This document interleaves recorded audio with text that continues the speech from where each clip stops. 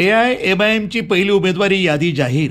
प्रभाग क्रमांक 4 मधनं समद खानसह चौघांना उमेदवारी. माजी खासदार इम्तियाज जलील यांनी एमआयएमची पहिली उमेदवारी यादी जाहीर केली. राज्यामध्ये आगामी महानगरपालिका निवडणुकांचा बिगुल वाजला असून त्या पार्श्वभूमीवर AIMIM पक्षानं आपली पहिली उमेदवारांची यादी जाहीर केली आहे. माजी खासदार इम्तियाज जलील यांनी सोशल मीडियावर पोस्ट करत ही यादी अधिकृतपणे जाहीर केली आहे. या पहिल्या यादीमध्ये मुकुंदनगर येथील प्रभाग क्रमांक 4 मधील 4 उमेदवारांचा समावेश करण्यात आलाय. यामध्ये समद खान, सलमा जाबीर शेख, शाहबाज सय्यद आणि शहनाज खालिद शेख यांच्या नावांचा उल्लेख आहे.